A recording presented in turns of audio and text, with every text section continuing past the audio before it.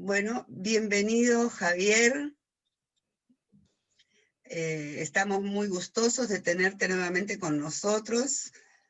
Ya nos ha dado un curso, el de Persona y Religión, así que estamos muy felices de tenerte de nuevo aquí para que nos sigas enseñando tantas cosas que necesitamos ir aprendiendo poco a poco.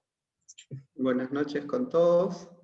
Me alegro verlos a algunos que han estado en el curso anterior, que me tocó exponer. Siempre les voy a pedir, por cuestiones tecnológicas, que me avisen por favor si se escucha bien, ¿sí? De momento me parece que no hay problema, ¿verdad? Entonces, sí, no hay problema. Está muy bien. Entonces, vamos a ver si la tecnología nos ayuda también en este tiempo. Ahora nos toca hacer el curso en particular de Pentateuco y libros históricos. Sin embargo, vamos a entrar a varios problemas que tenemos que resolver en el camino.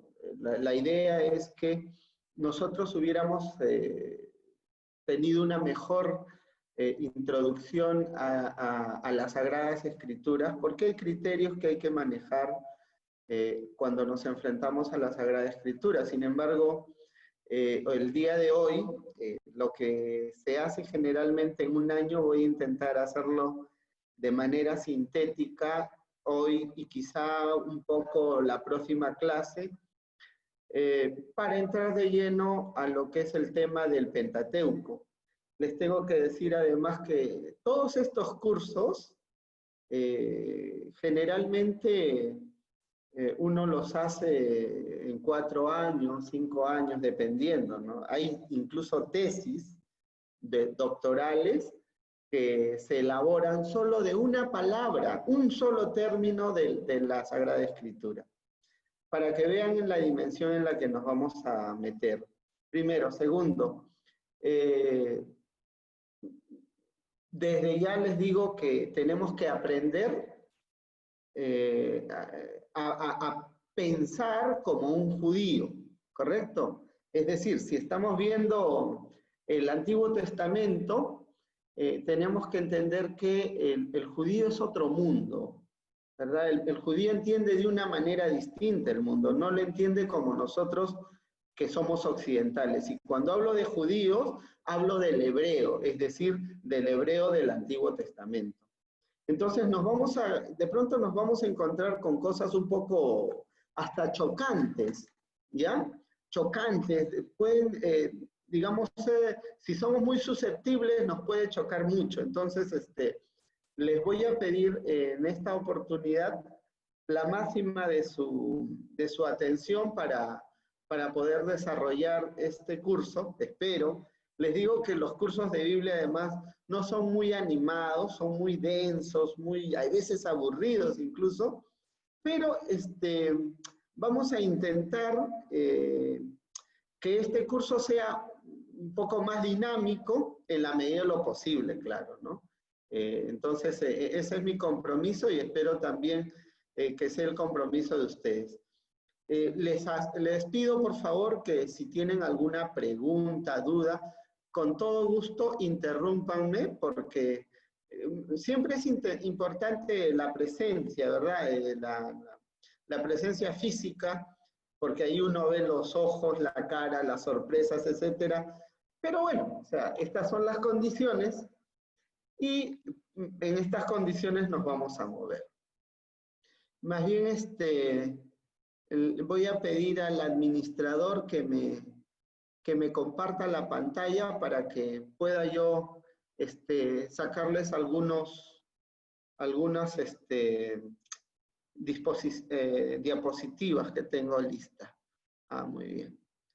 Entonces, bien, vamos a iniciar entonces en nuestra exposición. Fíjense ustedes, creo que me pasé, ya está. Bien, Fíjense, vamos a entrar entonces al Antiguo Testamento, ¿verdad? Es un libro bastante largo, de más o menos un poco más de 1000 páginas, ¿no? Pero quiero partir de adelante, es decir, en tiempos de Jesús, en el siglo I, los judíos tenían 2 Biblias, ¿correcto? 2 Tanakh en hebreo, ¿verdad? 2 Tanakh, 2 Biblias, dos antiguos testamentos. Uno era la Biblia hebrea, ¿verdad? La Biblia hebrea, y la Biblia hebrea lo usaban los judíos que vivían en Palestina, ¿correcto? La Biblia hebrea lo usaban los judíos que vivían en Palestina. Pero además, habían judíos en otras regiones del Imperio Romano. O sea, los judíos no solo vivían en Palestina, sino en diferentes lugares del Imperio Romano. Ustedes se fijan, por ejemplo, en el mapa y van a ver manchitas azules, ¿verdad? En esas manchitas azules, ahí había, digamos, una comunidad judía. Cuando vean una zona un poco más grande de manchas azules, ¿verdad? Prácticamente esa es una zona de población judía en tiempos de Jesús.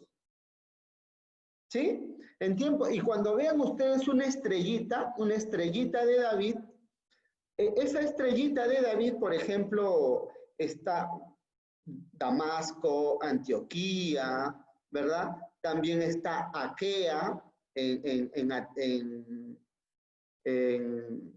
Grecia, ¿no? Estas eran comunidades muy grandes, comunidades importantes de judíos. También está Alejandría, ¿verdad? Al norte de África. Entonces eran ciudades muy importantes para los judíos.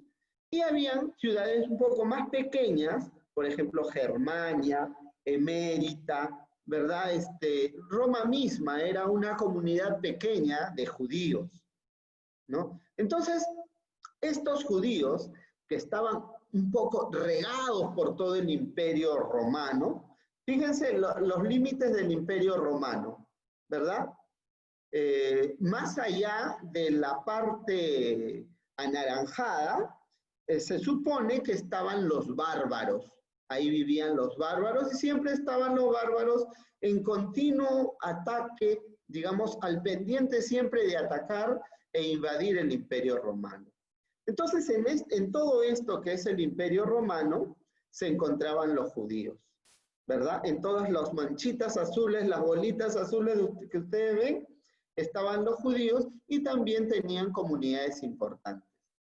Bien, pero estos judíos que vivían alrededor de todo el imperio, el vasto imperio romano, ellos en general no hablaban hebreo.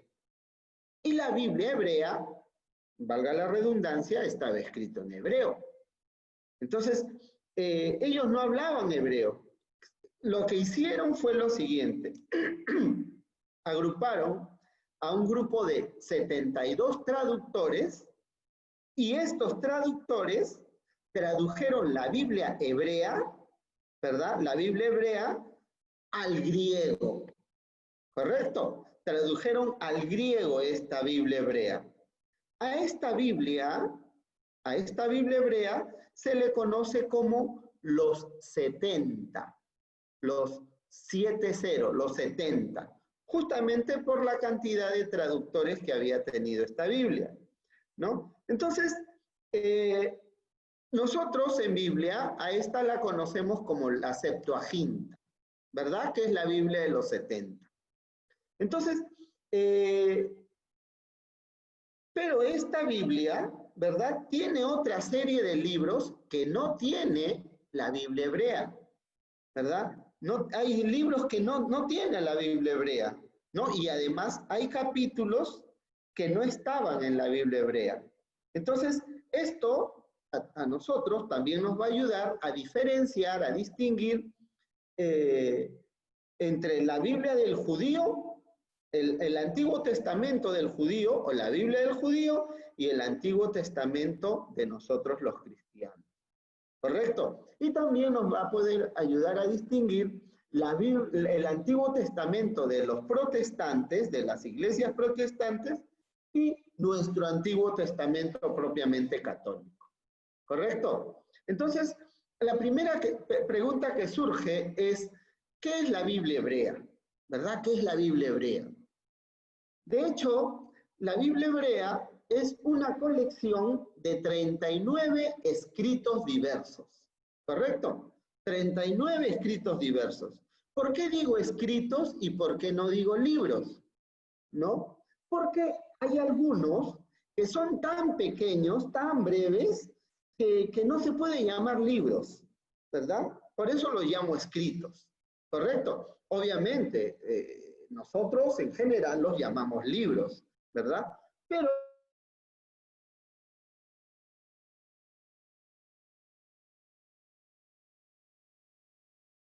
profetas menores son pequeños, o sea, tienen 1, 2, 3 capítulos, 5 capítulos, no tienen más. Entonces, llamarlos libros sí es un poco exagerado, pero en fin, así se les conoce, ¿verdad?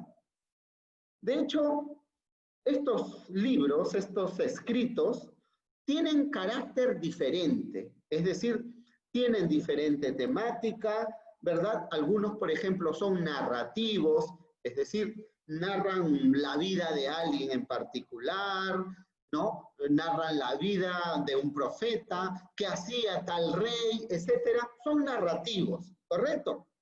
Pero el hecho de que sean narrativos, también hay otra expresión de la narración, que es, por ejemplo, la narración histórica, ¿verdad?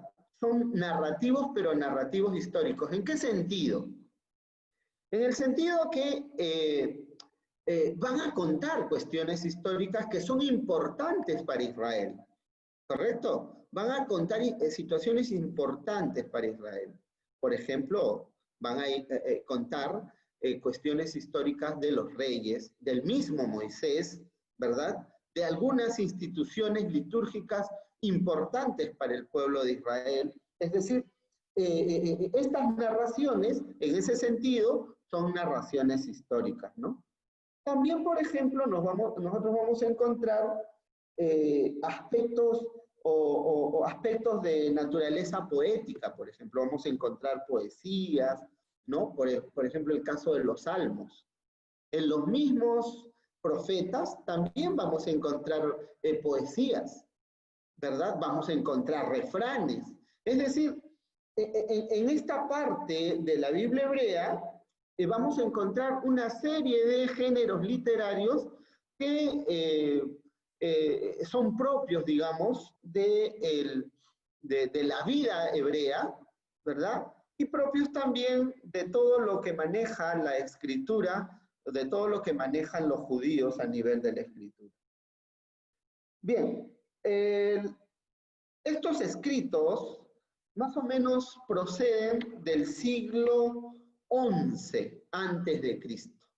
Siglo XI antes de Cristo. Y más o menos los tenemos hasta el primer siglo de nuestra era. ¿Correcto? Primer siglo de... Ahora, entiéndase cuando decimos primer siglo de nuestra, siglo XI no significa que han sido escritos en el siglo XI, ¿ah? Le estamos diciendo que hay algunas tradiciones muy antiguas que datan del siglo XI antes de Cristo, ¿correcto? Entonces, esta colección, hay que aclarar también, toda esta colección de la Biblia hebrea, ¿verdad?, del Tanakh, no es una antología literaria, ¿correcto? No es una antología literaria de Israel. ¿Por qué? Porque incluye, por ejemplo, leyes, ¿verdad? En una antología literaria no hay leyes, pues, no hay leyes, ¿correcto? Tampoco una antología literaria no incluye límites provinciales, límites territoriales, ¿no? Tampoco una antología literaria incluye genealogías, por ejemplo, y en la Biblia vamos a encontrar muchas genealogías, ¿verdad? Ustedes empiecen leyendo y van a ver la genealogía, por ejemplo, el más conocido, la genealogía de Noé, ¿verdad? Es decir, vamos a ver muchas genealogías y eso no es propio de una antología literaria. En otras palabras, o para concluir ya en esta parte, el Antiguo Testamento no es la antología literaria de Israel, ¿correcto?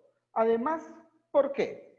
Porque una antología siempre tiene partecitas de una obra literaria, ¿verdad?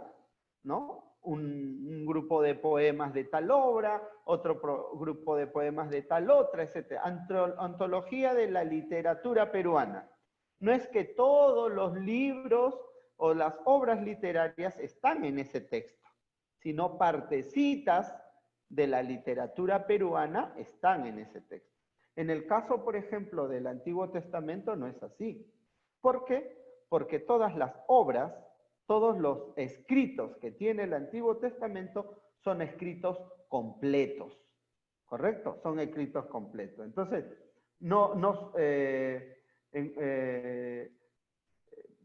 el Antiguo Testamento, ¿verdad? Además, no contiene toda la producción literaria de los judíos, ¿verdad? ¿Por qué? Porque fíjense, los judíos también tenían otras producciones literarias que cita la Biblia hebrea, que cita el Antiguo Testamento. Uno de los libros que ustedes seguro cuando han leído o van a leer habrán visto, ¿no? Por ejemplo, el libro de los justos, ¿verdad? El libro de los justos. O el libro de las guerras de Yahvé, que también son citados en este texto, en la Biblia hebrea. O el libro de los anales de Israel, o el libro de los anales de Judá. Cuando ustedes, por ejemplo, leen el libro de las crónicas, para más datos, lean el libro de los anales de Israel, dice, por ejemplo. ¿No? De hecho, estas obras que he citado, estos textos que he citado, el libro de los justos de la guerra de Yahvé, el libro de los anales de Israel y de Judá, todas se han perdido.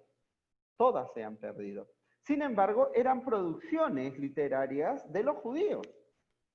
Aparte, los judíos también tienen sus libros apócrifos, ¿correcto? También tienen sus libros apócrifos, es decir, libros inventados, tipo cuento, con un poco de magia, cosas de ese tipo, así como nosotros los católicos tenemos también evangelios apócrifos, libros apócrifos que se escribieron en tiempos de los apóstoles o posteriores.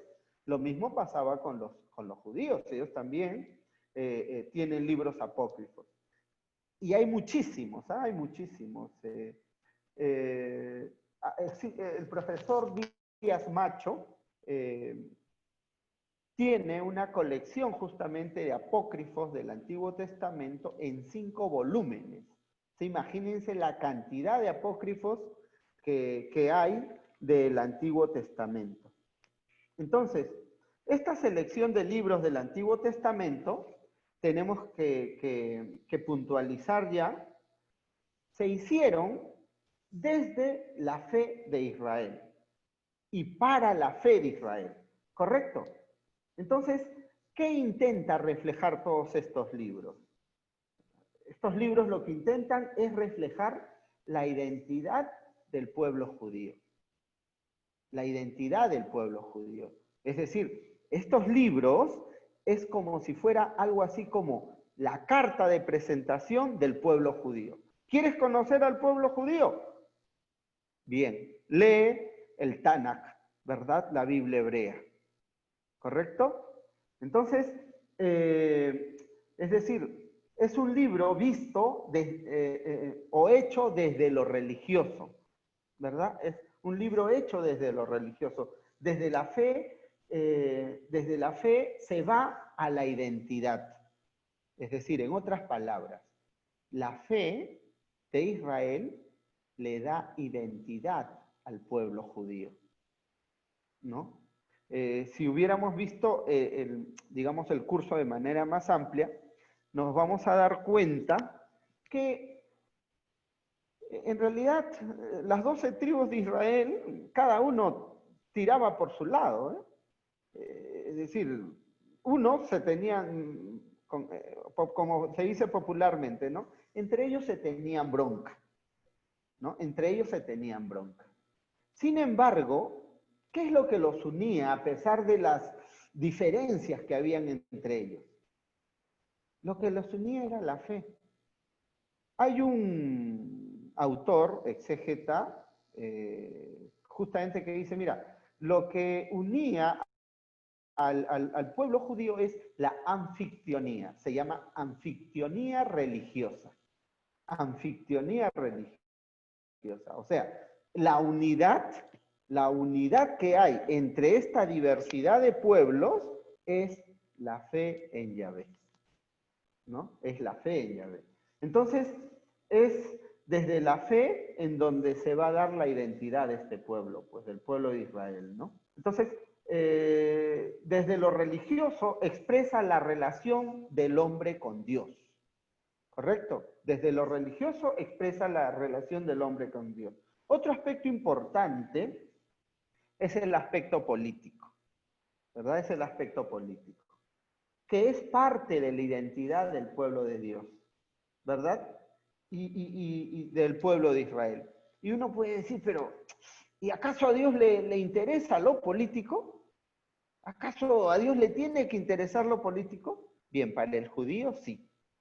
Para el judío es elemental que a Dios le interese lo político, ¿verdad? Entonces imagínense cuando el pueblo le pide un rey a Dios. ¿Eh? Van donde Samuel y le dicen, no, nosotros queremos ser como los otros dioses, danos un rey. Y Samuel les explica y le dice, oiga, si ustedes piden un rey, los van a esclavizar, van a agarrar a sus mujeres, se van a llevar sus animales, van a tener que pagar impuestos. ¿Eso quieren? ¿No? Y bueno, por encargo de Dios le dice eso. Sí, sí, eso queremos. Entonces va Samuel, habla con Yahvé y le dice, mira, el pueblo me está pidiendo a Dios, ¿no? Y la experiencia de Dios en esa, la respuesta dramática que da Dios, ¿no? Le dice, dales un rey, porque no te han rechazado a ti, me han rechazado a mí, ¿no? Y más allá de que el pueblo traiciona su alianza con Yahvé, Yahvé se hace de ese rey. Es decir, lo convierte en su hijo. Es decir, ¿se dan cuenta lo importante que es para el pueblo lo político? Y también Dios está inmiscuido en lo político, ¿verdad? Entonces, si no se entiende lo político, no se va a entender también muchas cosas de este pueblo, ¿no? De Israel. Entonces, también es importante, por ejemplo, para el judío, el aspecto geográfico, ¿verdad? Para evitar conflictos de límite de fronteras. Por ejemplo, cuando nosotros vemos cómo se dividen, ¿verdad?, los territorios, las tribus de Israel, es decir, los descendientes de los hijos de Jacob, ¿verdad? Los hijos de Jacob, los 12 hijos de Jacob. Entonces se dividen las tierras, ¿no? Y quien divide, quien delimita, digamos, es Yahvé. Es Yahvé. Entonces, hasta en eso es importante este libro para los judíos, ¿no? Para evitar justamente estos conflictos fronterizos, ¿no? Ahora, también es importante este libro en el aspecto cultural, ¿no? ¿Por qué? Porque también refleja algunos proverbios que son parte del pueblo, que son parte de la cultura, ¿verdad?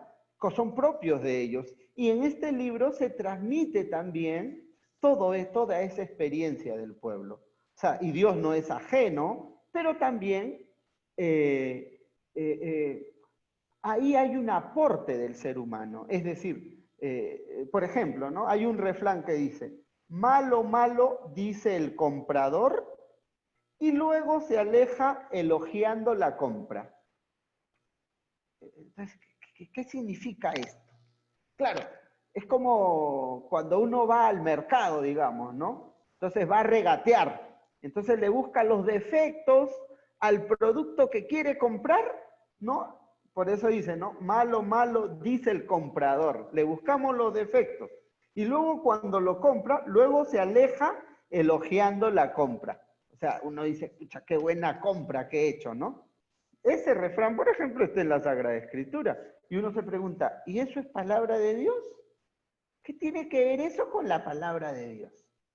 ¿No? Pero, o sea, ya las cuestiones culturales también están dentro de la Sagrada Escritura, de la Biblia hebrea, ¿verdad? ¿Por qué? Porque es parte de... Dios convive con su pueblo, entonces también el pueblo presenta su vida propia, ¿no? O sea, una de las cosas sorprendentes de los hebreos es que ellos no se miden en nada.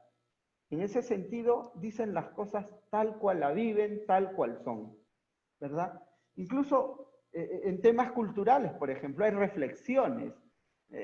Espero no escandalizar a nadie, pero un poco para entrar en esta discusión que significa estudiar el Antiguo Testamento. Fíjense lo que dicen los proverbios, ¿no? Más vale vivir en rincón de la azotea que dentro de la casa como, con mujer pendenciera, ¿no?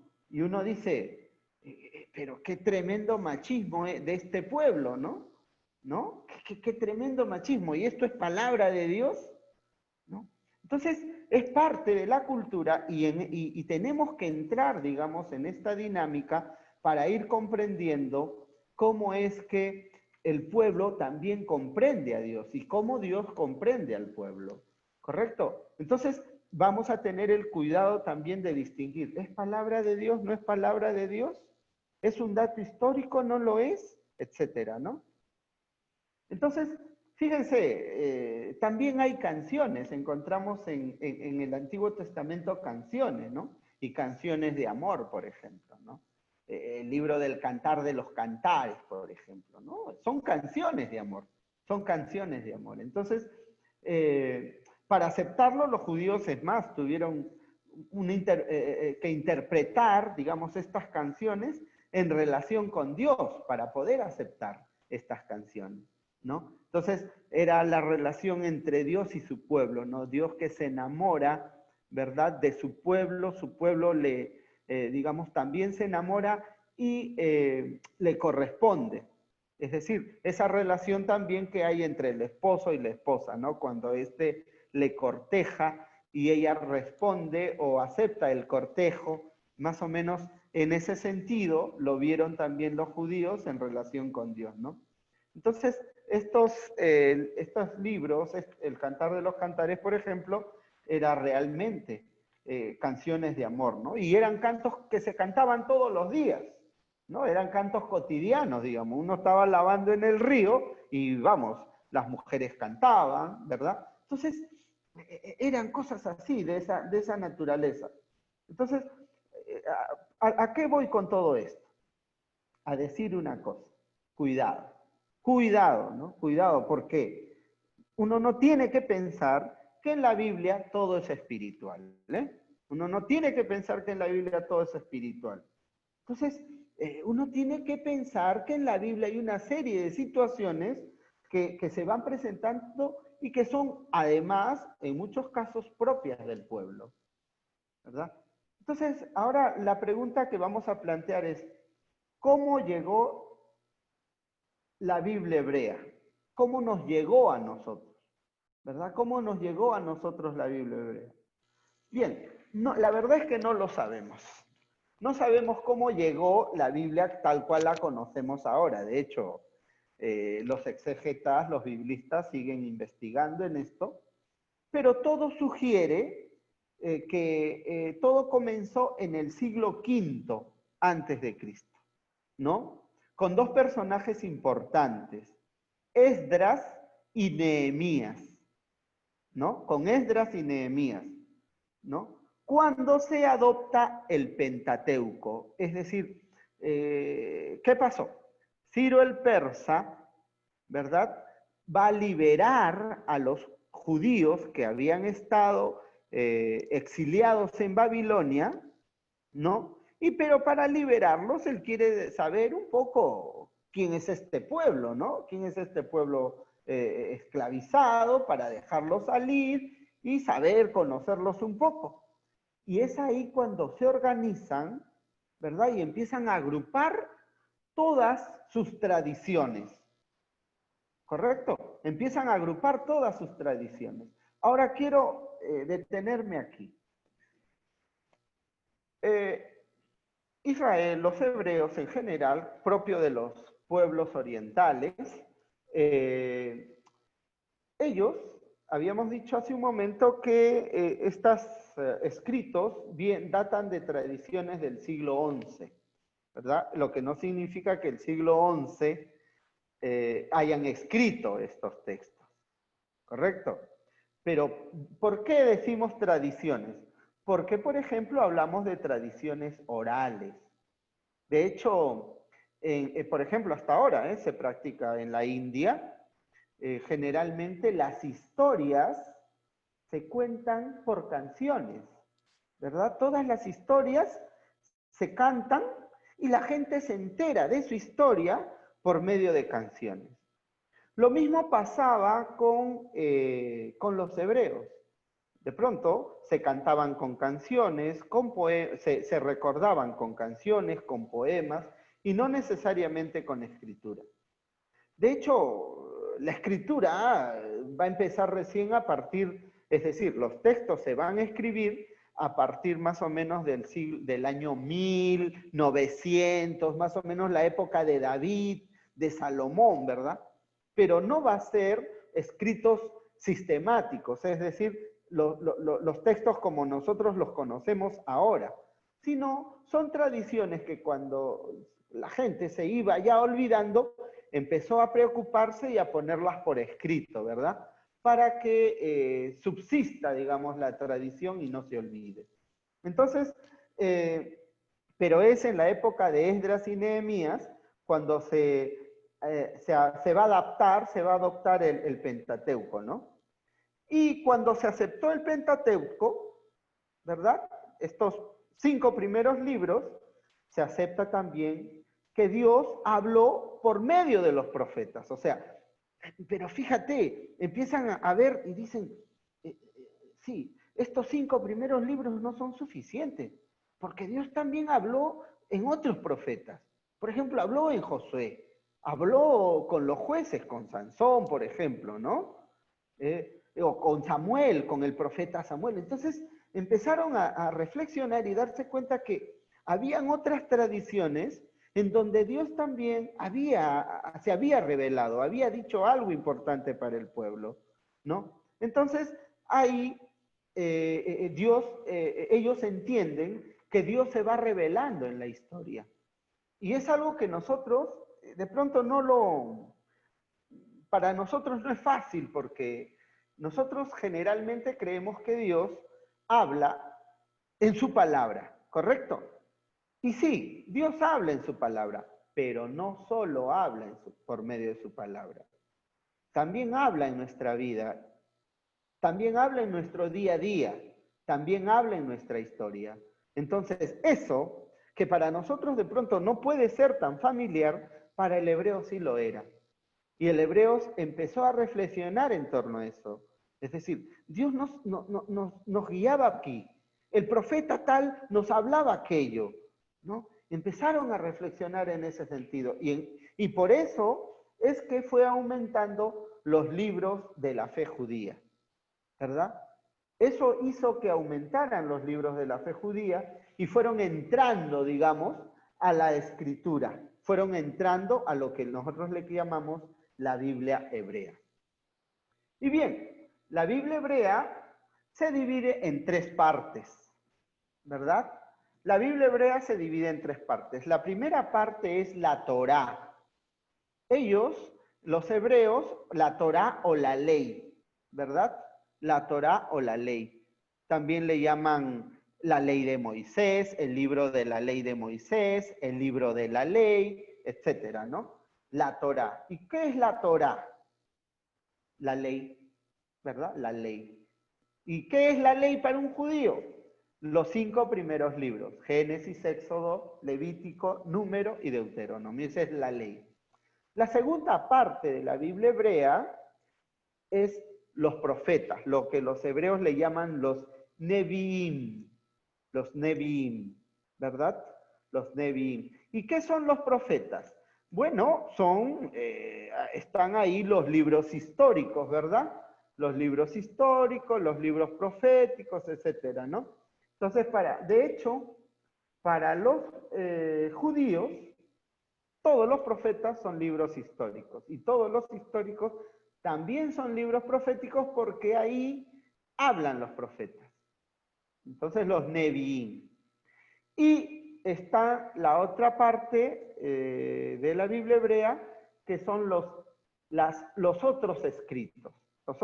Ahí están una serie de escritos, ¿no? Poemas, novelas, salmos, es decir, dichos, refranes, etcétera. Los otros escritos, que los judíos le llaman el Ketuvim, ¿verdad? El Ketuvim. Recuerden ustedes que el hebreo no tiene vocales. Entonces, el hebreo habla con consonantes. Y si ustedes se dan cuenta, la Biblia hebrea se llama Tanakh. Tanakh, ¿correcto? Que son las primeras letras, ¿no? Son las primeras letras de cada parte de la Biblia. La Torá, los Nevi'im y el Ketuvim. No hay vocales, pero se pronuncia Tanakh, ¿verdad? Entonces, en este proceso, ¿verdad? Para llegar a lo que hoy conocemos como Biblia hebrea, como Tanakh, ha habido un proceso y ha habido criterios importantes para saber si este libro es inspirado o no es inspirado, ¿correcto? Han habido criterios específicos de los que nosotros no sabemos, sino algunas cosas. Por ejemplo, uno de los criterios para decir que este libro es inspirado era que el idioma. El libro tenía que haber sido escrito en hebreo o en arameo, ¿correcto? Libro que no era escrito ni en hebreo ni en arameo no pertenecía al Tanakh, no pertenecía a la Biblia hebrea, ¿correcto? Ese fue el primer criterio. Entonces, aceptar el libro si es escrito en hebreo o en arameo. ¿Por qué? Porque en hebreo, esa es la lengua sagrada, ¿correcto? Esa es la lengua sagrada. En esa lengua Dios también se comunicó con los profetas, ¿verdad? Dios se comunicó en esa lengua con los profetas. Eso en la interpretación de los judíos, ¿verdad? Entonces,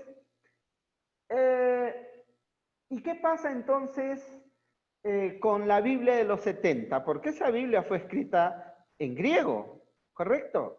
Fue escrita en griego. Entonces, sencillamente, muchos de los libros de los 70 no se aceptaron, pues. No se aceptaron. ¿Por qué? Porque originalmente son escritos en griego, ¿no? Por ejemplo, de los que no se aceptaron de la Septuaginta, son los libros de, por ejemplo, Macabeos, ¿no? La Biblia de los 70, por ejemplo, tenía 4 libros de los Macabeos, todas escritas en griego. Y bueno, no se aceptaron. Tampoco el libro de la sabiduría, por ejemplo, ¿no? Es decir, y así otros libros más, ¿no? Porque ese era el criterio, ¿no? Pero también el otro criterio para elegir los libros de la Biblia hebrea era el criterio político. ¿En qué consistía esto? Por ejemplo, eran los fariseos los que hacían esta selección de cuáles son los libros inspirados o no, y el criterio político era ese, mira. Los fariseos, por ejemplo,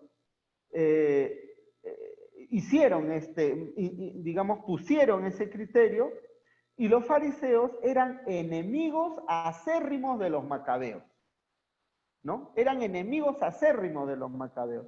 Y decidieron que no iban a incorporar en la Biblia, no iban a incorporar el libro de los macabeos, justamente porque estaba escrito en griego, ya eso era su excusa, ¿no? Pero además, pues porque los otros, ¿no? Los personajes que estaban en ese libro de los macabeos, además los fariseos los odiaban. Entonces, ¿para qué? ¿Para qué vamos a poner la historia de gente a la que nosotros le tenemos bronca, digamos, ¿no? Entonces, mejor lo dejamos ahí por la paz, dirían los fariseos.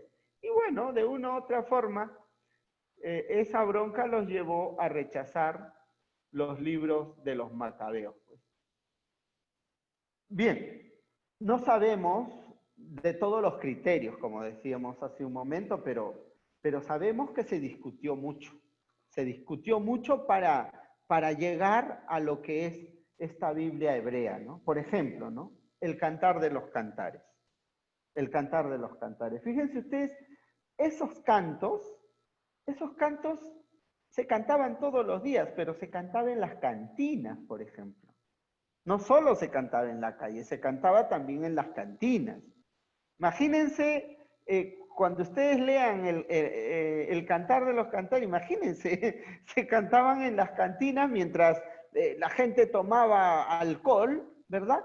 Entonces, y por eso hubo mucha discusión, cómo entender que estos cantos, ¿no? ¿Cómo se pueden considerar inspirados por Dios estos cantos? ¿No? O sea, ¿cómo? Entonces, después, digamos, pensaron y dijeron, sí, pero esto refleja el amor humano, ¿verdad? El amor de Dios también con su pueblo, ¿verdad? Entonces, y también reflejan el amor humano. Y el amor humano, el amor de Dios es maravilloso. Y es por eso es que se acepta este libro, ¿verdad? Se acepta este libro, se hace ese paralelo. Claro, ¿por qué el amor humano es malo? No, no tiene nada de malo. Además es un don de Dios, ¿no? Y ahí es donde Dios también se revela. Y es por eso que aceptan, por ejemplo, el Cantar de los Cantares, ¿no? Entonces, en este discernimiento, en esta interpelación que se va haciendo el pueblo, va encontrando también el sentido de los textos, que son parte de su historia, ¿verdad? Que son parte de su vida diaria, ¿no? Entonces, no desconocen parte de su vida diaria, ¿no? Más claro, el amor es tan maravilloso entre un hombre y una mujer, y principalmente al comenzar el matrimonio, ¿no? ¿Quién diría que no? ¿Verdad? Entonces, el caso, por ejemplo, del Eclesiastés es igual. Si uno busca en el Eclesiastés, dice vanidad de vanidades. ¿Correcto? Y es un poco duro, es igual. Este autor es bastante hiriente, ¿verdad? Todo es vanidad, dice. Todo es vanidad. Es bastante hiriente, es un tipo único, digamos. Pero igual, ¿no? Se terminó concluyendo que sí, que a pesar de ser tan crítico en la vida, que a pesar de entender las cosas de una manera distinta, ahí también está hablando Dios. Ahí también habla Dios. Entonces no hay por qué, digamos, reaccionar de una forma diferente, ¿no? Entonces, eso es la Biblia hebrea, ¿verdad? Eso es la Biblia hebrea, ¿no? Ahora nos vamos a situar, por ejemplo, en los primeros siglos de la era cristiana, ¿correcto? Nos vamos a situar en los primeros siglos de la era cristiana. Miren, la mayoría de los cristianos viene del mundo romano, ¿verdad? Del imperio romano, como hemos visto, ¿verdad? Los judíos regados en todo el imperio. Lo primero que hacían los apóstoles era ir a una comunidad judía. La comunidad judía los botaban a patadas muchas veces, y a otros también se convertían, pero luego con Pablo se empiezan a convertir los paganos, los gentiles, ¿correcto? Y obviamente los gentiles no hablan hebreo.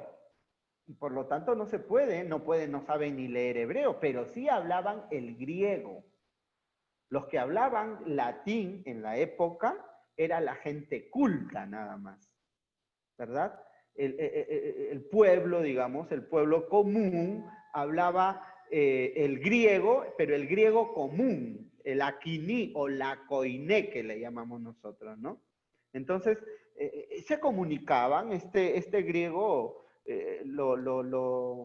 digamos, lo hablaban los marinos, los comerciantes, y los comerciantes que van por todo el imperio hablan ese idioma y la gente bien lo entendía. ¿Y qué hacían los primeros cristianos? Ellos, por ejemplo, sí conocieron la Biblia de los 70, ¿no? Conocieron la Biblia de los 70 y sabían también de que esta Biblia tiene más libros, que no tiene los mismos libros que tiene el Tanakh de los judíos, ¿verdad? Tienen otros libros, esos 4 libros, por ejemplo, los Macabeos, ¿verdad? El libro de la sabiduría, ¿no? Que no lo tiene el libro de, digamos, el Tanakh de los hebreos. Entonces, los cristianos sabían, ¿no? Sabían que había más libros. Y a la larga, ¿verdad? Esto va a ayudar a formar lo que nosotros le llamamos nuestro Antiguo Testamento, el Antiguo Testamento cristiano, ¿verdad? El Antiguo Testamento cristiano. Entonces, los cristianos van a leer más libros de los que hay en la Biblia hebrea, ¿no? Por ejemplo, el segundo de Macabeos. ¿Por qué lo van a usar los cristianos? Porque el segundo libro de los Macabeos habla de mártires, habla de la resurrección, ¿verdad? Que era el ideal cristiano. Recuerden ustedes que los cristianos eran perseguidos. En su primera persecución, cuando Herodes decreta la persecución, ahí muere Esteban, ¿se acuerdan? Y luego, con Nerón también. ¿A cuántos cristianos no persiguieron en el año 64, en el tiempo de Nerón? Entonces, utilizaron el libro de los Macabeos, ¿verdad? De la Biblia de los 70, y era fantástico porque hablaba de lo que los cristianos también vivían, ¿no? Y también hablaban de la esperanza cristiana de la resurrección. Entonces era ideal para el cristiano, ¿no? Entonces, y lo mismo pasa con sabiduría. Si ustedes leen los primeros capítulos de sabiduría, habla del justo, ¿verdad? Habla del justo que es rechazado. Es una especie de radiografía de Jesús, por ejemplo, ¿no? Entonces también era ideal, ¿verdad? Y los cristianos, los primeros cristianos lo utilizaban, ¿correcto? Para sus prédicas, para su evangelización, ¿no? Entonces, los cristianos usaron también esta Biblia de los 70 y ellos, los cristianos, no discutían, pues, si era o no era inspirado, ¿no? Los cristianos lo usaban, ¿no? Y solo dicen, bien, ¿esto me dice algo bueno o no me dice algo bueno? Bueno, sí, me dice algo bueno. Ah, ya listo. ¿Esto es útil o no es útil para mí? Bueno, sí es útil. Entonces lo uso, nada más. Y lo usaban también en las liturgias, ¿verdad? Lo usaban también en las liturgias, en las celebraciones, en las misas que nosotros le llamamos ahora, ¿verdad? Entonces lo usaban también en las liturgias. Entonces, así hemos estado nosotros los cristianos a principios de nuestra era. De hecho, las comunidades usaban la Biblia hebrea, la Biblia de los 70, ¿verdad? Pero ya podríamos decir que para el siglo IV, ¿verdad? Ya los cristianos sabían cuáles eran los libros que usábamos, ¿verdad? Ya sabíamos cuáles eran los libros que usábamos. Entonces, a ver, tengo aquí una pregunta. ¿Qué libro era el que leía Jesucristo cuando entraba a los templos judíos? Obviamente, Jesucristo leía el libro que estaba en el momento. ¿Se acuerdan ustedes cuando en Lucas Jesús acoge el rollo, ¿verdad? El rollo era el rollo de Jeremías, ¿correcto? Él leía ciertamente la Biblia hebrea, ¿correcto? El Tanakh que le llamamos nosotros, ¿correcto? Era ese texto, el Tanakh. Bien, entonces,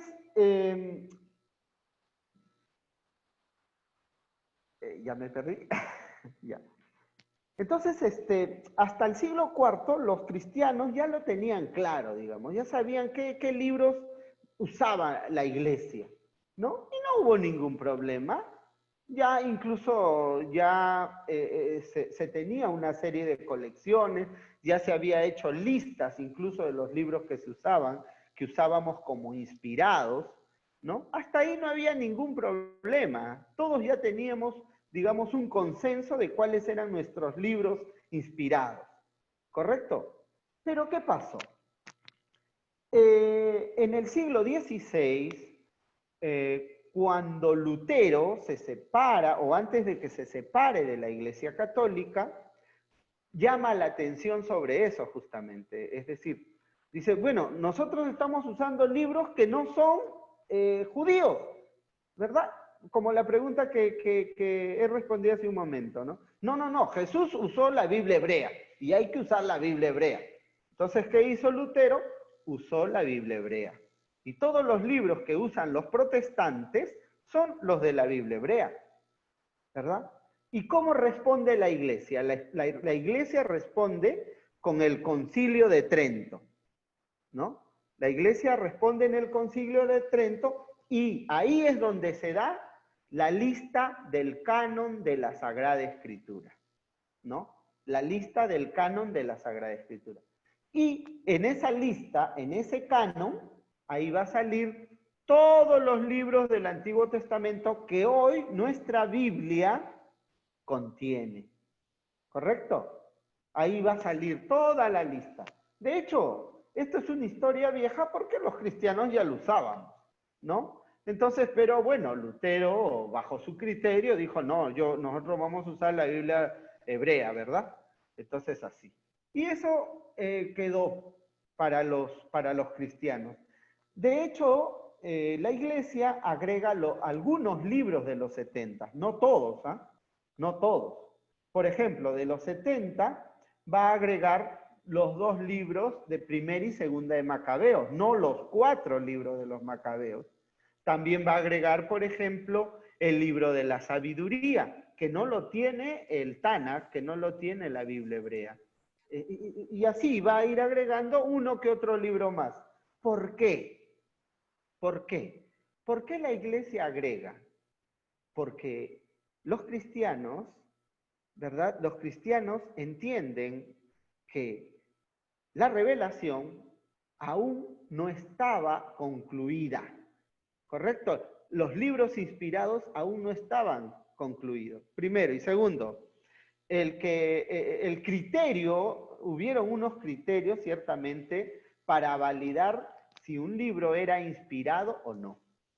Por ejemplo, un criterio básico, ¿no? Que sea apostólico. ¿Qué significa que sea apostólico? Que haya sido utilizado por los apóstoles. ¿Correcto? O sea, el apóstol me daba la seguridad de que ese libro es válido, ¿no? Y muchos apóstoles, cuando fueron a evangelizar a diferentes partes del imperio, usaron muchos textos de los 70, por ejemplo. El otro criterio es el criterio de verdad. ¿Dice la verdad o no? ¿Dice la verdad o no? Porque si no dice la verdad, no es inspirado, ¿correcto? Tiene que decir la verdad. Habla de nosotros, habla de nuestra tradición, habla del pueblo de Israel, ¿no? Entonces, y además, digamos que sea inspirado. Inspirado significa que además contenga la verdad, que no haya contradicción, ¿correcto? Que no haya contradicción respecto de la verdad de nuestra salvación. ¿Este texto me está llevando a la salvación o no? Porque fíjense, había una serie de libros apócrifos, tanto del Antiguo como del Nuevo Testamento. Por ejemplo, hay algunos evangelios apócrifos que dicen, ¿no?, que cuando Jesús estaba jugando en la tierra ahí, agarró una piedra y jugaba, por decir, ¿no?, al carrito, ¿no? Con la piedra jugando al carrito, y en una de esas, ¡pum!, transformó esa piedra en un juguete para él cuando era niño. O sea, eso se ajusta a la verdad, ¿no? Entonces, esas preguntas fueron respondiéndose y dicen, no, pues es que este tipo de textos no pueden ser inspirados porque lo inspirado tiene que contener la verdad. Entonces hubieron una serie de criterios que permitieron que estos libros sean aceptados, ¿no? Algunos de estos libros sean aceptados. Entonces, ¿de dónde surge el libro del Eclesiástico?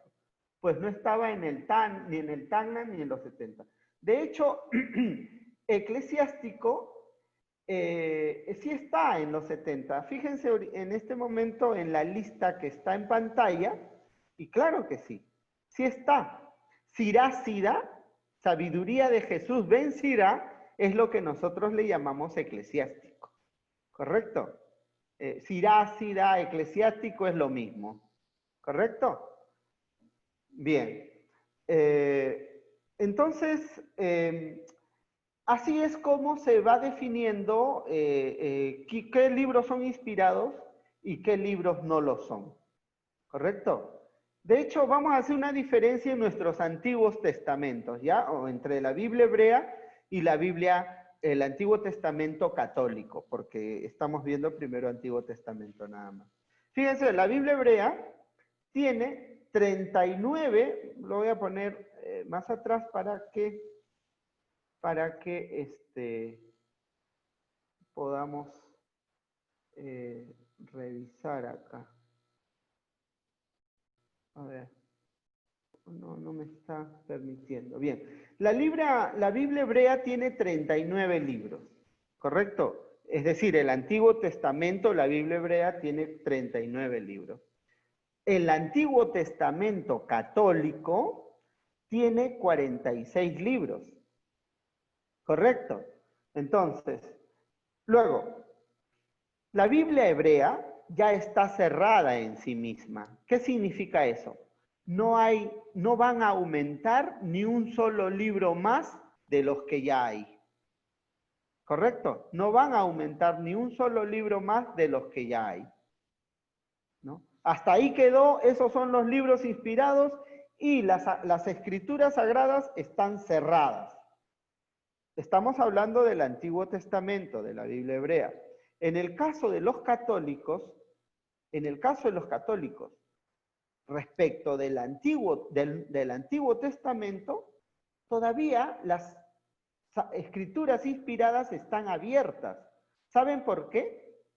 Porque falta, pues, está abierto al Nuevo Testamento, ¿verdad? Está abierto al Nuevo Testamento. Es decir, el Nuevo Testamento para el católico, para el cristiano, es plenitud y complemento, ¿correcto? Y el Nuevo Testamento es el cumplimiento de todas las promesas de Dios, ¿no? Y por lo tanto, por eso es que está abierta la Escritura aún para los cristianos, ¿correcto?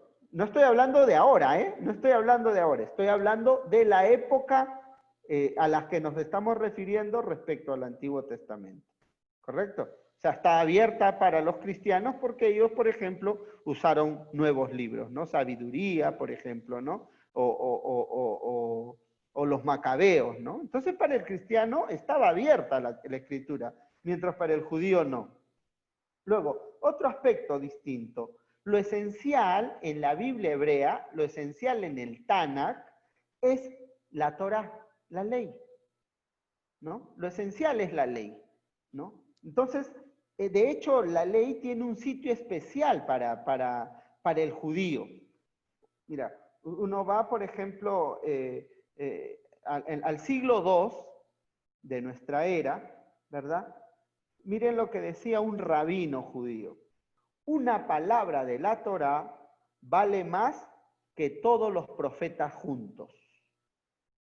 Miren la importancia que tenía o tiene para los judíos la Torá, el Pentateuco. ¿Verdad? Entonces, pero en cambio nosotros, los cristianos, para nosotros todos los libros tienen el mismo valor. Todos los libros tienen el mismo valor, ¿no? No hay uno mejor que otro, más importante que otro, ¿no? Todos tienen el mismo valor. Entonces, de hecho, de pronto para los cristianos quizás son más importantes los profetas que el mismo Pentateuco. ¿Por qué? Porque los profetas hablan de Cristo, ¿verdad? Lo van anunciando a Cristo, ¿no? No así, por ejemplo, los otros libros, ¿no? Pero igual, para nosotros, cualquier libro del Antiguo Testamento tiene el mismo valor, ¿verdad? Luego, en el Pentateuco, lo central, ¿verdad? Lo importante en el Pentateuco es el libro del Levítico. Es el libro del Levítico. ¿Por qué? Si ustedes se dan cuenta, el libro del Levítico es lo central, ¿saben por qué? Porque hace referencia al culto en el templo. Ahí están todas las prescripciones litúrgicas para los judíos. Y está también cómo se tiene que cambiar, cómo se tiene que vestir el sumo sacerdote, qué tiene que hacer, qué abluciones tiene que realizar, qué limpiezas, etcétera, etcétera, ¿no? ¿Y por qué es el libro más importante y el libro central? Porque recuerden la importancia que tiene el templo para el judío. Claro, ya una vez destruido el templo dejó de ser importante el libro de Levítico, pero tuvo su importancia, ¿verdad? Tuvo su importancia. Entonces,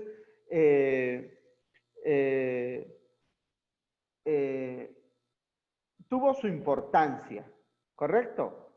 En el caso de los judíos. Una vez que se destruye el templo, bueno, sencillamente dejó de ser importante el libro de Levíticos también para los judíos, ¿no? Porque el templo ya no está.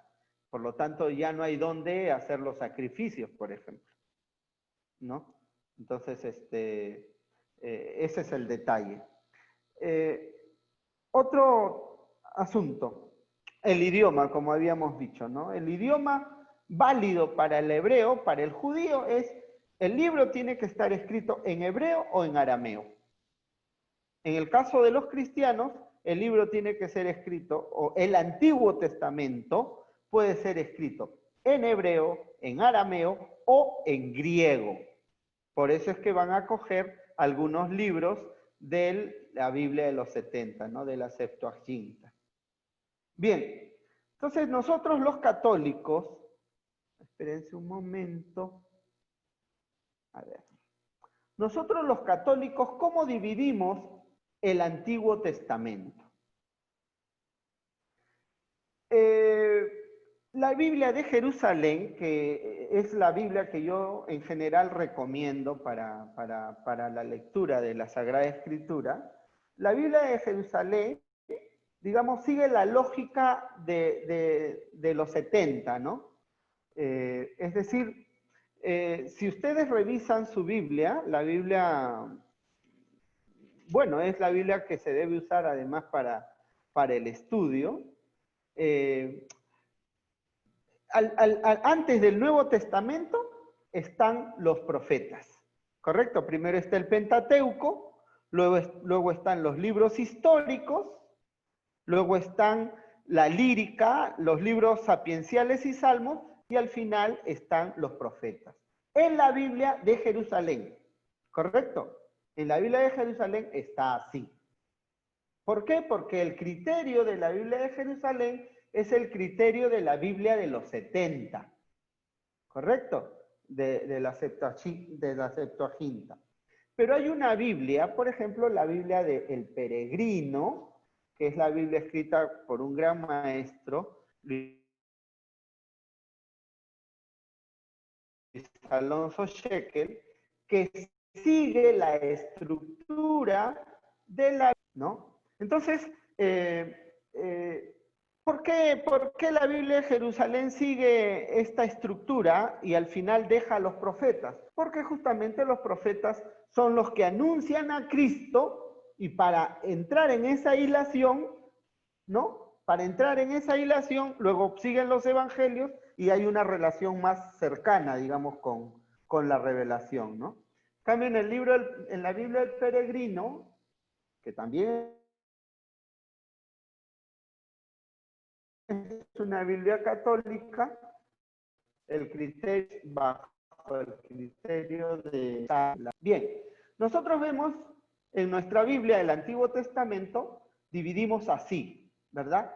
Tenemos el Pentateuco, los 5 primeros libros, y luego encontramos los libros históricos, ¿correcto? De hecho, entiéndase que libros históricos no quiere decir que cuentan historias, ¿ah? Porque no es lo importante, ¿verdad? Lo fundamental es la teología en estos libros históricos, la teología de estos libros, o una teología narrativa, ¿correcto? Una teología narrativa. Lo histórico es lo anecdótico.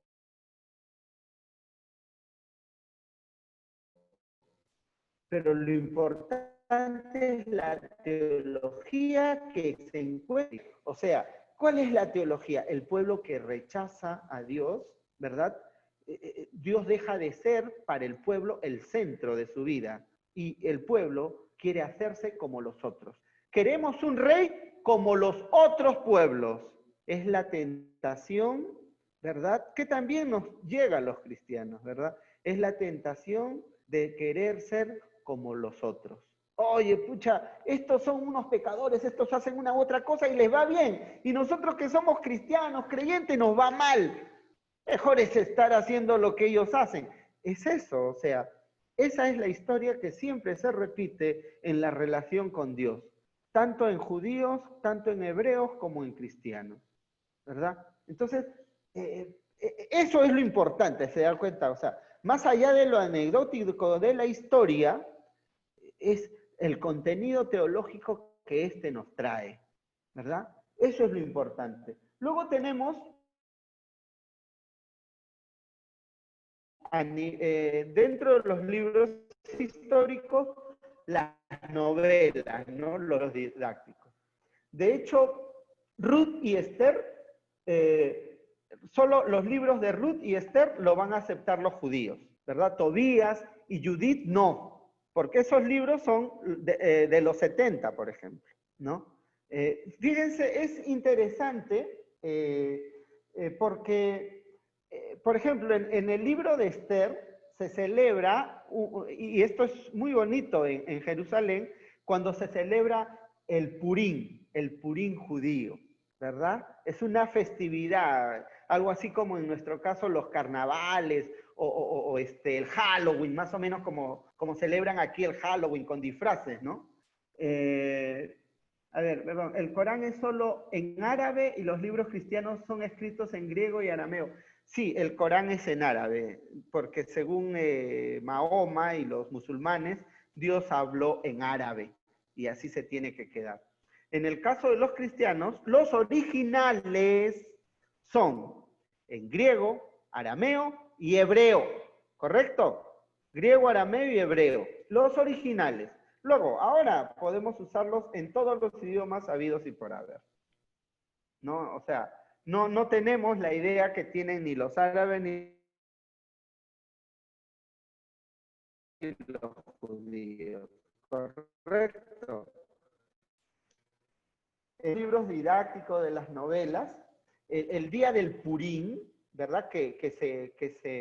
Digamos que se cita mucho, que se celebra en función al libro de Esther. Es interesante porque cuando pronuncian, por ejemplo, el nombre de Mardoqueo, ¿verdad? La gente abuchea, hace bulla, etcétera, porque es una celebración alegre, es una celebración feliz para el pueblo.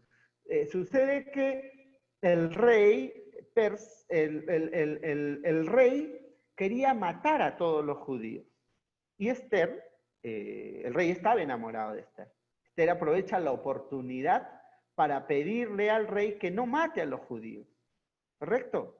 Entonces es una historia muy interesante. Al final van a matar al rey, ¿verdad? Pero ojo, más allá de parecer Halloween, que todos se disfracen porque van a las sinagogas disfrazados incluso, ¿no? Y en las calles ustedes ven en Jerusalén, y cuando se lee el libro de Esther, empiezan a abuchear cuando dicen el nombre de Mardoqueo, ¿no? Empiezan a abuchar, a hacer bullas con matracas y todo, a saltar, ¿no? Pero uno dice, ¿y esto qué tiene de palabra de Dios? ¿Qué tiene de religioso? Claro que sí, porque la experiencia del pueblo está tan metida en su relación con Dios que, digamos, su cultura también se trasluce ahí. Bien, una primera distinción que hay entre nuestra Biblia y la Biblia de los evangélicos es que la Biblia de los evangélicos o protestantes en general tienen los libros del Tanakh, ¿verdad? Los libros hebreos, ¿verdad? Los libros de la Biblia hebrea, ¿correcto? Y además no tienen algunos libros, algunas cartas del Nuevo Testamento. ¿Correcto? Entonces, hay esas diferencias, ¿no? Esa es la primera diferencia. ¿Por qué? Porque ellos siguen un poco la visión que tenía Lutero. Bien, entonces, más o menos, fíjense cómo ellos celebran las fiestas de Purim, un poco para distraer la mirada y hacer algo distinto y variar un poco nuestra exposición. Fíjense ustedes.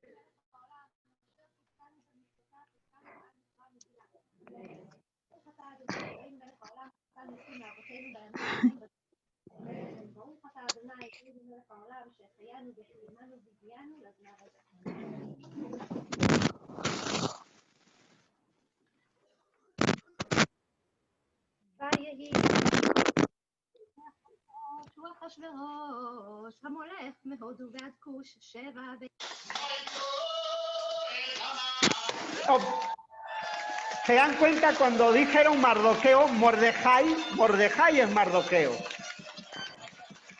Y fíjense cómo están disfrazados.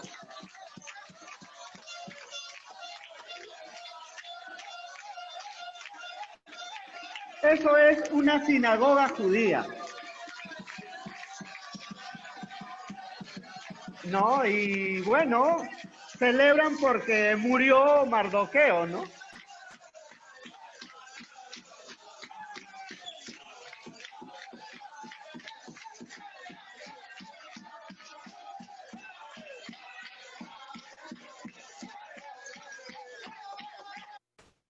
Me dicen que no se ve. ¿Se ve o no se ve? Sí se ve. Ah, ya, perdón. Sí se ve, sí se ve.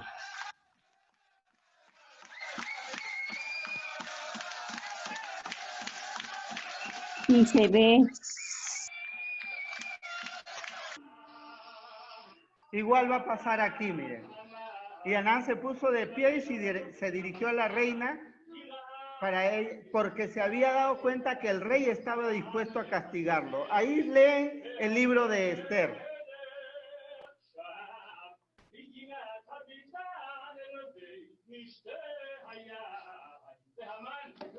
Y Anán era sacerdote de Mardoqueo que quería matar también a los judíos. Y ustedes ven cómo lo abuchean, ¿verdad? Miren cómo están disfrazados en su fiesta. Y eso es en la sinagoga, ¿eh?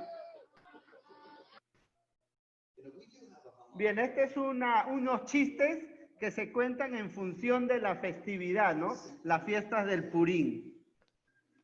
Lean lo que es importante. Don't you get that you're just going to be the bad guy in one of our future holidays? That we're going to be swinging robbers to your name, making triangle cookies out of the shape of your weird ears. By the way, I keep my Grogger with me all year. Some of you put it away. I have it right there on the couch next to the remote control. Anytime I'm like watching CNN and something annoys me, like, Russian President Vladimir Putin.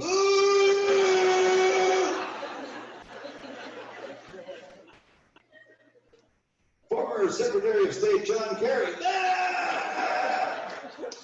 Yeah, even when I'm like watching The Bachelor. Fíjense cómo ellos, ahora por ejemplo, cuando escuchan un nombre desagradable para ellos, siempre los abuchean, ¿verdad?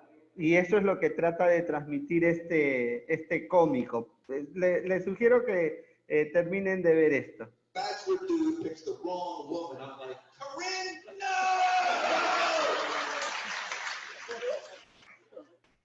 It is a little, immature, we all. I mean, we're grown adults, and it seems childish, I do it, I like it, because I do all of our traditions, but it's just, I'm just. Porque así cumplo mi tradición, dice. Non-Jewish friends are never sitting next to me while I'm reading the Megillah. I don't want to look weird. And I don't want to have this conversation either. Like, so, you guys don't particularly like this month, do you? Bad guy, bad hombre, as they say nowadays. So how many of you did he kill? It's not the amount really the bad factors, it is the intention. Wanted all of us. They didn't. He didn't. You killed him.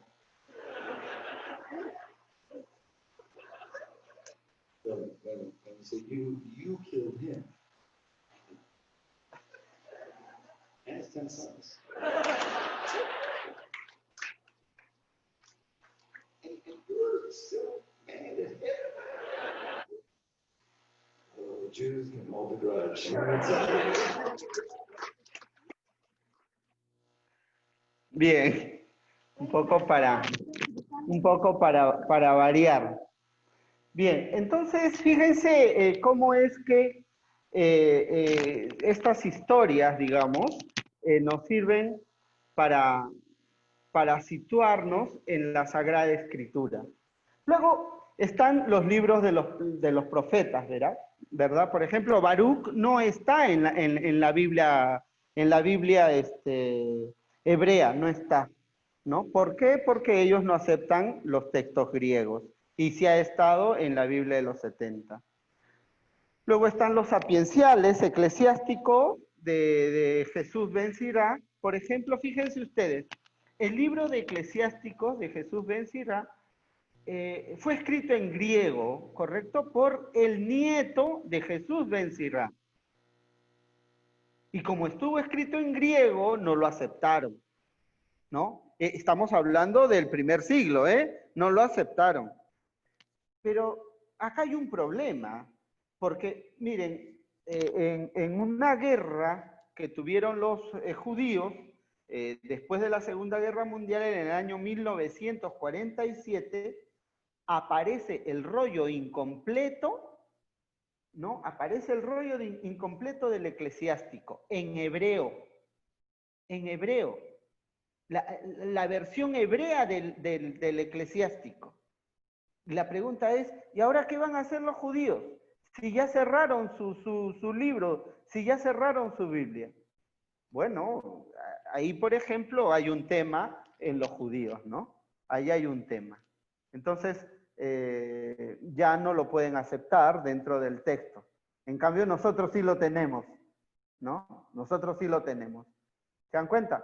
Entonces, ¿cómo llegaron estas Biblias, la Biblia hebrea, ¿verdad? La Biblia de los 70, ¿cómo llegaron a nosotros?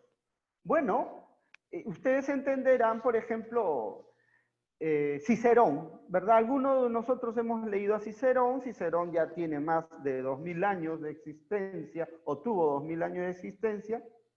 Y ustedes saben, cuando uno lee a Cicerón, nadie duda de que el texto que estoy leyendo es de Cicerón. Pero ustedes saben que el texto más antiguo que tenemos de Cicerón es del siglo IX. Es decir, más de 9 siglos de antigüedad. Y lo mismo, fíjense ustedes, algo más moderno, Shakespeare. Nadie tiene los manuscritos, los originales de las novelas de Shakespeare, nadie. Y nadie duda que cuando uno lee alguna obra de Shakespeare, es Shakespeare el que escribió ese texto. ¿Se dan cuenta? Es más, si alguien tuviera los originales, los manuscritos de Shakespeare, eso valdría un dineral, ¿verdad? De hecho, ¿qué estamos diciendo con esto? Que es imposible tener textos originales, ¿correcto? Es imposible tener textos originales. O sea, ¿por qué? Porque, claro, pues, no hay libro que dure 1000 años, pues. Es imposible, ¿no? Entonces, pretender que, no, esto no lo escribió porque no es el original, no es la letra de Moisés, es imposible, pues. ¿No? Eso es una fantasía. Entonces, no esperemos, no pretendemos tener textos originales en ese sentido, ¿correcto? ¿Cómo llegan a nosotros estos textos? Bueno, nos llegan por manuscritos, ¿verdad? Y también por códices, ¿verdad? Nos llegan por manuscritos, por códices, ¿no? Los manuscritos, ¿qué eran? Eran hechos de piel, ¿verdad? De piel de animal, ¿no? Y algunos, y también nos llegaron por pergaminos, ¿no? Por pergaminos que se cosían, que se pegaban, ¿no? Por ejemplo, teníamos una hoja de este tamaño, ¿verdad? Y esta hoja se juntaba con otra hojita y así se iban armando los pergaminos, ¿verdad? O se iban armando los códices, se iban armando los manuscritos, ¿no? Se cosían, se pegaban. O sea, ¿por qué pergaminos? Esto se elaboró en Pérgamo, ¿verdad? En Pérgamo, una ciudad en Pérgamo, y es por eso que le llaman pergamino, ¿correcto? Y fíjense, por ejemplo, nosotros, o mejor dicho, se ha encontrado en las cuevas de Qumran. Esto es un códice. Un códice, ya luego voy a explicar qué es un códice y quiénes fueron los que utilizaron primero. En Qumran, por ejemplo, se encontró el libro de Isaías. A ver, no tengo acá el mapa de Qumran, pero Qumran es unas cuevas donde encontraron una serie de textos del Antiguo y algunos del Nuevo Testamento. Parece que en ese lugar existió una comunidad de algo así como monjes, no monjes específicos, pero algo así como monjes, ¿verdad? Y se encontró el libro de Isaías, que más o menos mide 30 metros de largo, ¿correcto?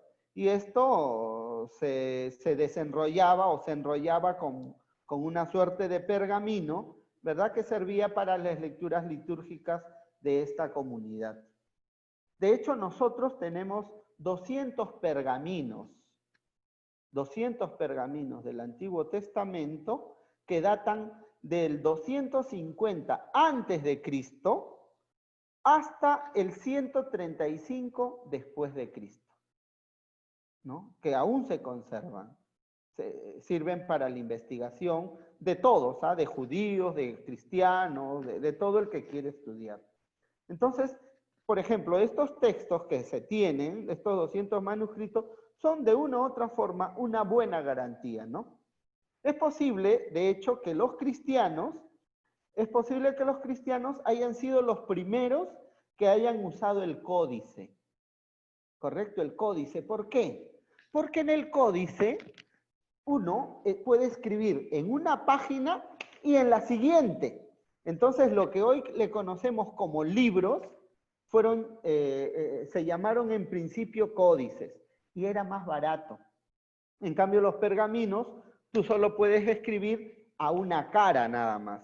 En cambio, el códice tú lo puedes escribir a 2 caras y se van juntando y se forman lo que hoy ya le estamos llamando un libro, ¿no?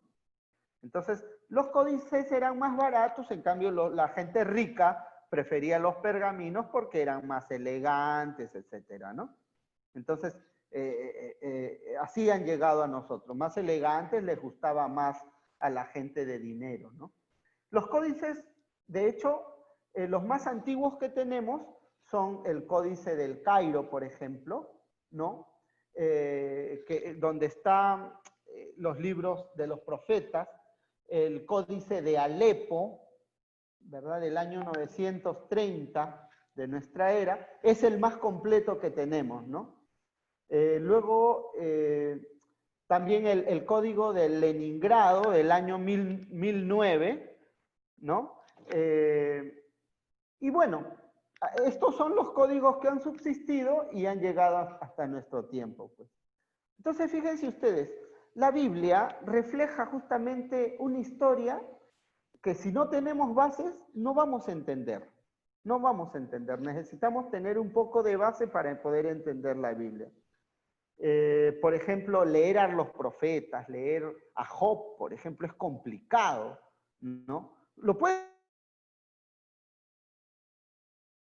leer como una historia, pero no es solo elementos dentro que se tienen que interpretar correctamente, ¿verdad? Entonces, no es tan sencillo leer las escrituras, ¿no? Y hay problemas, pues.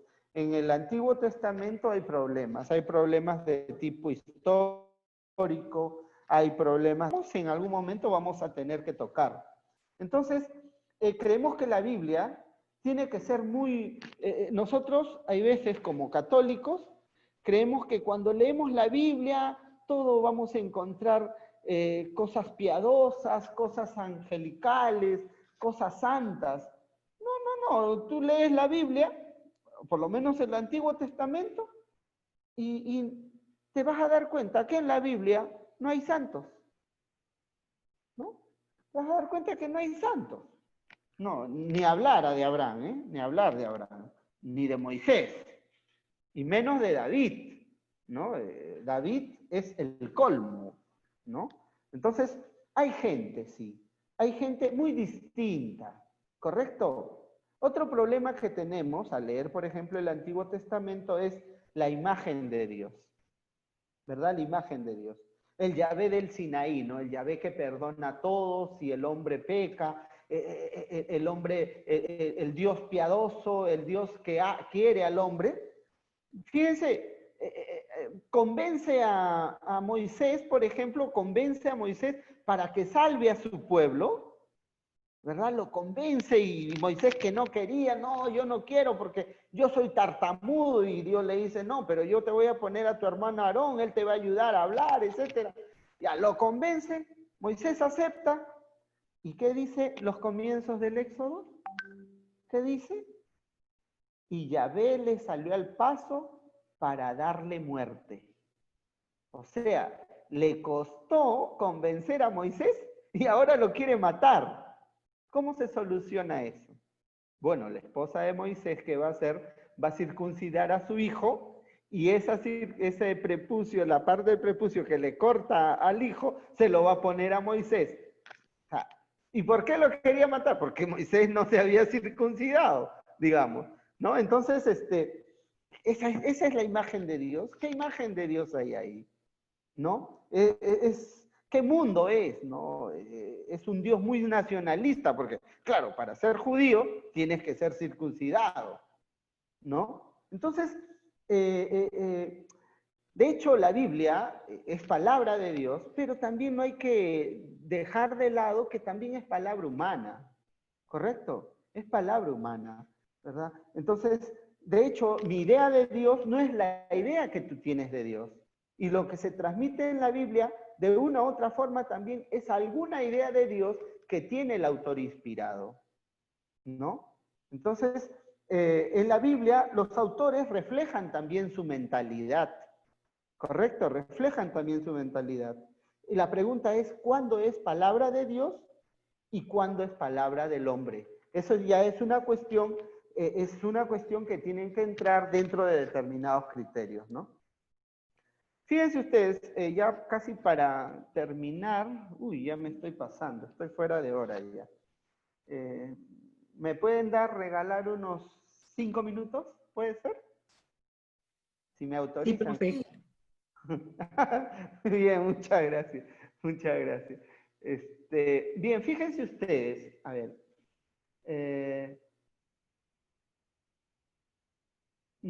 Así es. Sí, sí, sí. De estas más de 10, miren, de estas más de 1000 páginas que hay en el Antiguo Testamento, pero ¿saben cuántas páginas en específico hablan de Jesucristo? Más o menos 5 páginas, quizás no más de 5 páginas, ¿verdad?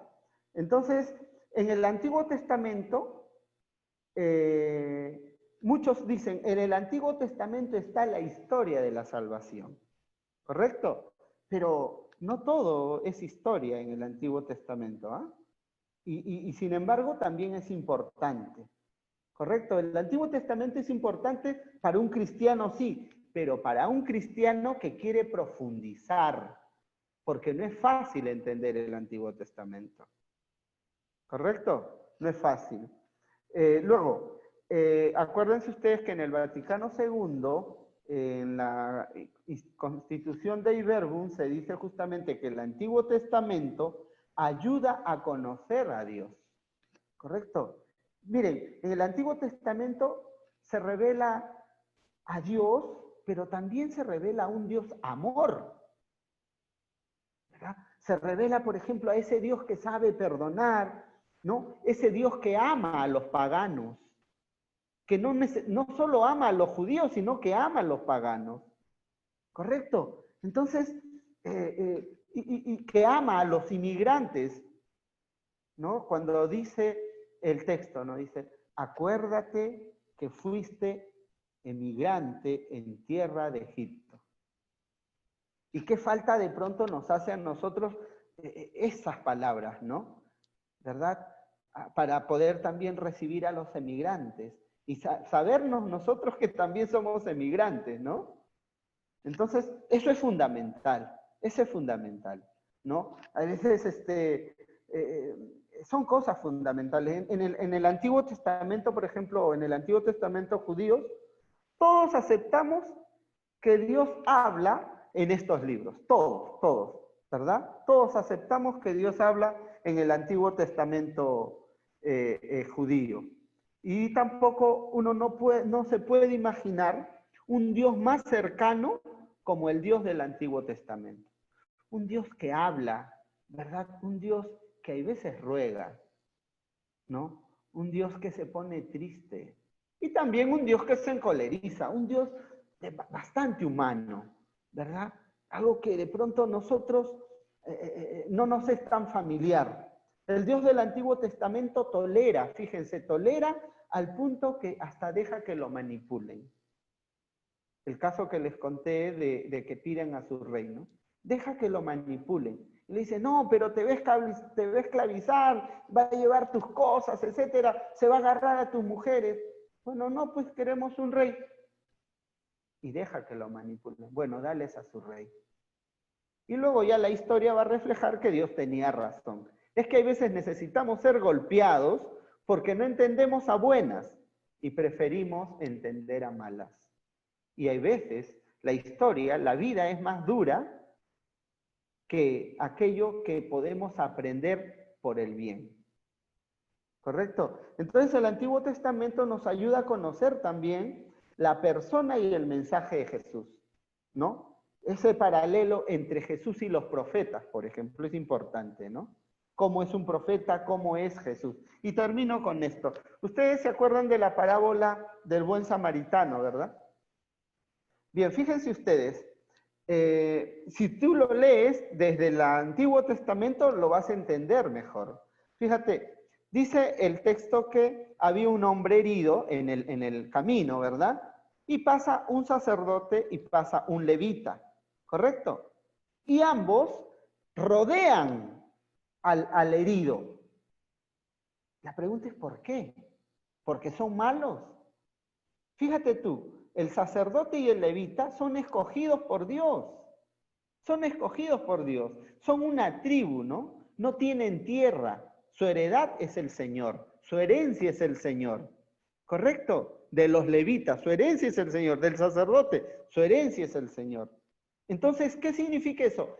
El sacerdote no se puede contaminar. El sacerdote no se puede contaminar con un cadáver. ¿Y qué tal este hombre está muerto? Y me voy a contaminar. De hecho, ellos no se pueden contaminar con un cadáver. En el peor de los casos, con los que se podrían acercar pueden ser con su padre, con su madre, hasta con su hermana o su hermano. Y si su hermana es casada, tampoco se puede acercar, ¿no? Entonces, ¿y quién era el samaritano? Miren ustedes en Segunda de Reyes. Samaritano eran los que no respetaban a Yahvé, no observaban sus leyes, no observaban sus mandatos. Es decir, el samaritano está libre para hacer el bien, ¿correcto? Y aquí fíjense, si lo vemos desde los ojos de Jesús, vamos a entender algo importante. Aquí esa es una denuncia de Jesús. Es una denuncia, ¿saben por qué? Porque en la perspectiva de Jesús, la ley de Dios se puede usar hasta para no hacer nada. Es decir, la ley de Dios se puede usar para excusarse de hacer el bien. ¿Correcto? Entonces, uno puede usar la ley de Dios para no actuar desde el amor, ¿no? Entonces, incluso se usa la ley de Dios para actuar contra el prójimo. Entonces, de ahí viene la importancia de conocer el Antiguo Testamento. Bien, en nuestro próximo encuentro seguiremos. Hemos quedado todavía en pendiente. Me hubiera gustado mostrarles esta cronología que les sugiero se lo tengan que aprender de memoria, ¿ya? Para la siguiente les voy a pedir que lean, si se puede, y si no se cansan y no les da sueño, el libro del Génesis. Por lo menos los primeros capítulos, y quiero que me den sus apreciaciones.